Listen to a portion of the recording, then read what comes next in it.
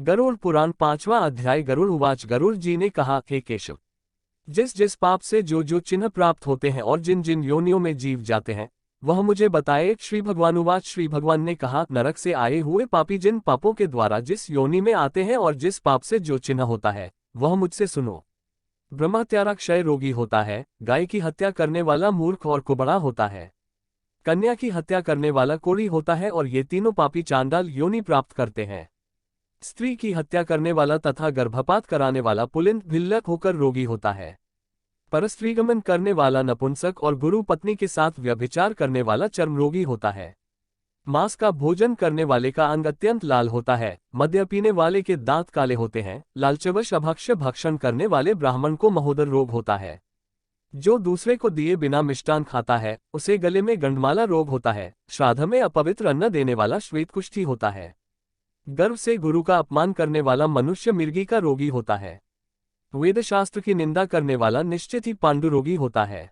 झूठी गवाही देने वाला गूंगा, पंक्तिभेद करने वाला काना, विवाह में विघ्न करने वाला व्यक्ति ओष्ठरहित और पुस्तक चुराने वाला जन्मांध होता है। गाय और ब्राह्मण को पैर से मारने वाला लूला लंगड़ा होता है। झूठ बोलने वाला हकलाकर बोलता है तथा झूठी बात सुनने वाला बहरा होता है।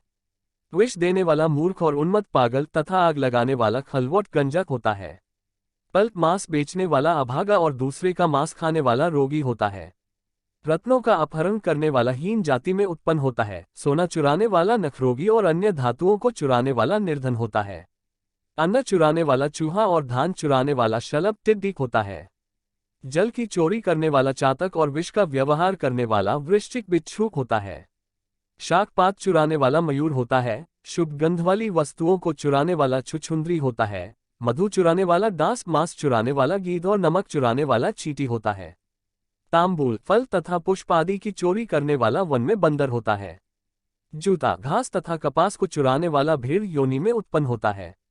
जो रौद्र कर्मों क्रूर कर्मों से आजीविका चलाने वाला है, मार्ग में यात्रियों को लूटता है और जो आखेट का व्यसन रखने वाला वह कसाई के घर का बकरा होता है। विष पीकर मरने वाला पर्वत पर काला नाग होता है। जिसका स्वभाव अमर्यादित है वह निर्जन वन में हाथी होता है। बल्ले वैश्वदेव न करने वाले तथा सब कुछ खा लेने वाले द्विज, ब्राह्मण, क्षत्रिय, वैश्य और बिना परीक्षण किए भोजन कर लेने वाले व्यक्ति निर्जन वन में व्याघ्र होते हैं। जो ब्राह्मण गायत्री का स्मरण नहीं करता और जो संध्योपासना नहीं करता, जिसका अंत स्वरूप दूषित तथा बाह्य स्वरूप साधु की तरह प्रतीत होता है, वह ब्राह्मण बगुला होता है। जिनको यज्ञ नहीं करना चाहिए उनके यहाँ यज्ञ कराने वाला ब्राह्मण गांव का सुआ होता है। क्षमता से अधिक यज्ञ कराने वाला गर्दभ तथा बिना आमंत्रण के भोजन करने वाला कौवा होता है। जो सत्पात्र शिष्य को विद्या नहीं प्रदान करता वह ब्राह्मण बैल होता है। गुरु की सेवा न करने वाला शिष्य बैल और गधा होता है। गुरु के प्रति अपमान के तात्पर्य से हूँ या तुन शब्दों का उच्चारण करने वाला और वाद विवादों में ब्राह्मण को पराजित करने वाला जल विहीन अरण्य में ब्रह्म राक्षस होता है। प्रतिज्ञा करके द्विज को दान न देने वाला सियार होता है। सत्पुरुषों का अनादर करने वाला व्यक्ति अग्निमुख सियार होता है।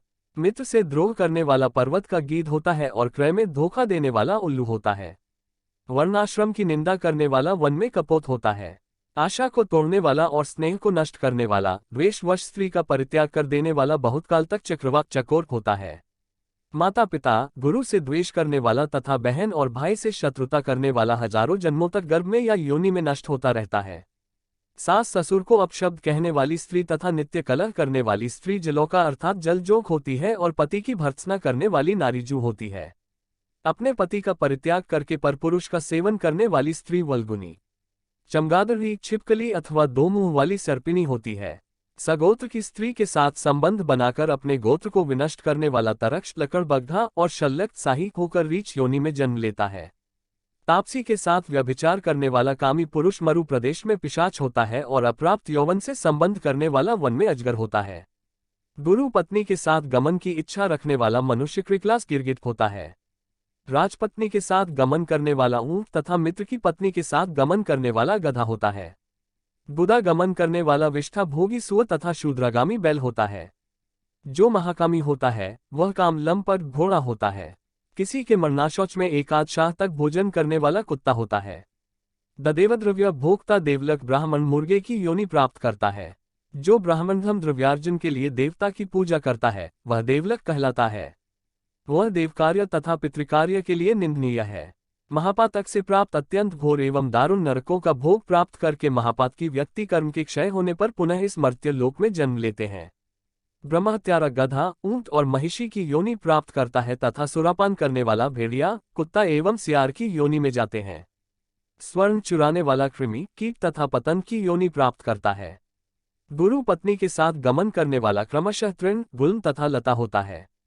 परस्त्री का हरण करने वाला, धरोहर का हरण करने वाला तथा ब्राह्मण के धन का अपहरण करने वाला होता है। ब्राह्मण का धन कपट स्नेह से खाने वाला 7 पीढ़ियों तक अपने कुल का विनाश करता है और बलात्कार तथा चोरी के द्वारा खाने पर जब तक चंद्रमा और तारकों की स्थिति होती है तब तक वह अपने कुल को जलाता है। लोहे और पत्थरों के चूर्ण तथा विष को व्यक्ति पचा सकता है, पर तीनों लोकों में ऐसा कौन व्यक्ति है जो ब्रह्मस्व ब्राह्मण के धन को पचा सकता है। ब्राह्मण के धन से पोषित की गई सेना तथा वाहन युद्ध काल में बालू से बने सेतु बांध के समान नष्ट भ्रष्ट हो जाते हैं। देवद्रव्य का उपभोग करने से अथवा ब्रह्मस्वरूप का हरण करने से ब्राह्मण का अतिक्रमण करने से कुल पतित हो जाते हैं। अपने आश्रित वेद परायण ब्राह्मण को छोड़कर अन्य ब्राह्मण को दान देना ब्राह्मण का अतिक्रमण करना कहलाता है। वेदांत के ज्ञान से रहित ब्राह्मण को छोड़ना अतिक्रमण नहीं कहलाता है, क्योंकि जलती हुई आग को छोड़कर भस्म में आहुति नहीं दी जाती। हे तार्क्ष्य, ब्राह्मण का अतिक्रमण करने वाला व्यक्ति नरकों को भोग कर क्रमशः जन्मांध एवं दरिद्र होता है। वह कभी दाता नहीं बन सकता, अपितु याचक ही रहता है। अपने द्वारा दी हुई अथवा दूसरे द्वारा दी गई पृथ्वी को जो छीन लेता है वह 60,000 वर्षों तक विष्ठा का कीड़ा होता है। जो स्वयं कुछ देकर पुनः स्वयं ले भी लेता है वह पापी एक कल्प तक नरक में रहता है। जीविका अथवा भूमि का दान देकर यत्नपूर्वक उसकी रक्षा करनी चाहिए। जो रक्षा नहीं करता प्रत्युत उसे हर लेता है वह पंगु अर्थात लंगड़ा कुत्ता होता है। ब्राह्मण को आजीविका देने वाला व्यक्ति 1,00,000 गोदान का फल प्राप्त करता है और ब्राह्मण की वृत्ति का हरण करने वाला बंदर, कुत्ता तथा लंगूर होता है। हे खगेश्वर, प्राणियों को अपने कर्म के अनुसार लोक में पूर्वोक्त योनियां तथा शरीर पर चिन्ह देखने को मिलते हैं। इस प्रकार दुष्कर्म करने वाले जीव नारकीय यातनाओं को भोग कर अवशिष्ट पापों को भोगने के लिए इन पूर्वोक्त योनियों में जाते हैं। इसके बाद हजारों जन्मों तक तिर्यक पशु पक्षी का शरीर प्राप्त करके वे बोझा ढोने आदि कार्यों से दुख प्राप्त करते हैं। फिर पक्षी बनकर वर्षा, शीत तथा आतप से दुखी होते हैं। इसके बाद अंत में जब पुण्य और पाप बराबर हो जाते हैं तब मनुष्य की योनि मिलती है। स्त्री पुरुष के संबंध से वह गर्भ में उत्पन्न होकर क्रमशः गर्भ से लेकर मृत्यु तक के दुख प्राप्त करके पुनः मर जाता है। इस प्रकार सभी प्राणियों का जन्म और विनाश होता है। यह जन्म मरण का चक्र चारों प्रकार की सृष्टि में चलता रहता है। मेरी माया से प्राणी रहट खटी यंत्र की भांति ऊपर नीचे की योनियों में भ्रमण करते रहते हैं। कर्मपाश बंधे रहकर कभी वे नरक में और कभी भूमि पर जन्म लेते हैं। दान न देने से प्राणी दरिद्र होता है। दरिद्र हो जाने पर फिर पाप करता है। पाप के प्रभाव से नरक में जाता है और नरक से लौटकर पुनः दरिद्र और पुनः पापी होता है। प्राणी के द्वारा किए गए शुभ और अशुभ कर्मों का फल भोग उसे अवश्य ही भोगना पड़ता है, क्योंकि सैकड़ों कल्पों के बीत जाने पर भी बिना भोग के कर्मफल का नाश नहीं होता। इस प्रकार गरुड़ पुराण के अंतर्गत सारोद्धार में पापचिन्ह निरूपण नामक 5वां अध्याय पूर्ण हुआ।